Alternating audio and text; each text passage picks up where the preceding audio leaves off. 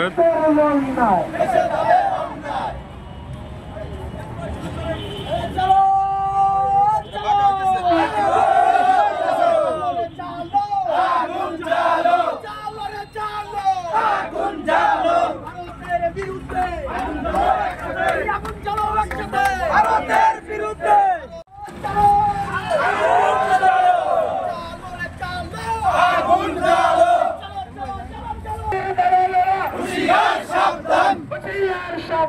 দিল্লির দালালেরা, এই দেশ আমার দেশ, বাংলাদেশ বাংলাদেশ, এই দেশ আমার দেশ।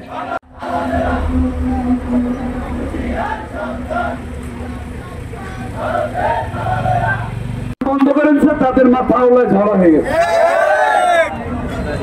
বিগত 17 বছরে ভারত যে পরিমাণ সুবিধা বাংলাদেশ থেকে নিয়েছে, 53 বছর স্বাধীনতার পয়সা আর কেউ নেয় নাই। তার এই সুবিধা হঠাৎ করে বন্ধ হয়ে গেল, তার মাথা তো একটু খারাপ হবে। বাংলাদেশের ছাত্র জনতা দীর্ঘ 15 বছর লড়াই সংগ্রাম করে নতুন এক স্বাধীনতা এনে দিয়েছে আমাদের। সেই স্বাধীনতা টিকিয়ে রাখতে যা করার প্রয়োজন আমরা ছাত্র জনতা তাই করব। বাংলাদেশ নিয়ে অনেক ষড়যন্ত্র করছে, হাসিনাকে টিকিয়ে রাখতে আমাদের আগরতলায় হামলা করেছে, বিভিন্ন ভাবে কূটনৈতিক ভাবে আমাদেরকে চাপে ফেলার চেষ্টা করেছে। বাংলাদেশে কোন জায়গায় হিন্দুদের উপর আক্রমণ হয়েছে কেউ বলতে পারবে? কোন জায়গায় কোনো হামলা হয় নাই, অথচ প্রতিনিয়ত আওয়ামী লীগের দালালেরা বাংলাদেশে একটা বিভ্রান্তি ছড়াচ্ছে। ইন্ডিয়ার মিডিয়া সকল জায়গায় বাংলাদেশকে বিভিন্ন ধরনের উদ্ভট কথাবার্তা ছড়ানো হচ্ছে। বিশ্ব মিডিয়ায় বাংলাদেশকে কুচর্চা করার চেষ্টা করতেছে। আমরা গণ অধিকার পরিষদের পক্ষ থেকে স্পষ্ট ভাষা বলে দিতে চাই, বাংলাদেশের মানুষ আর ভারতের দাবিদারি মেনে নেবে না।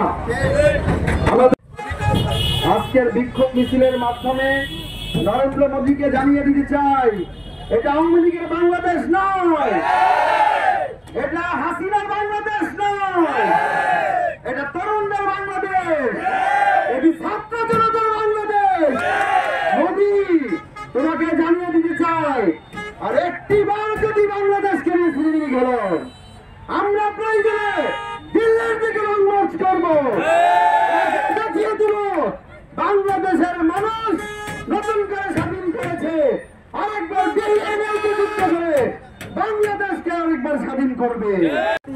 বাঙালি জাতি রক্ত দিতে জানে।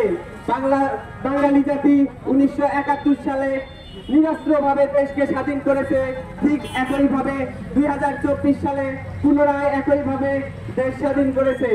আপনারা যদি বাংলাদেশ নিয়ে কোনো ছিনিমিনি করেন, বাংলাদেশকে নিয়ে যদি কোনো নতুন চক্রান্ত করেন, বাংলাদেশের জনগণ আপনাদেরকে কঠিন জবাব দিবে। দাঁড়িয়েছি এই আগ্রাসী ভারত, এই ভারত আমাদের সবসময় শোষণ করেছে, এখনো শোষণ করতেছে। তার আজ্ঞাবহ এক শাসক বসিয়ে সে বাংলাদেশকে শোষণ করেছে, কিন্তু আমরা সেই শোষণ আর মেনে নিব না। আমরা 1971 সালে রক্ত দিয়েছি, 2024 সালে রক্ত দিয়ে দেশ স্বাধীন করেছি পুনরায়।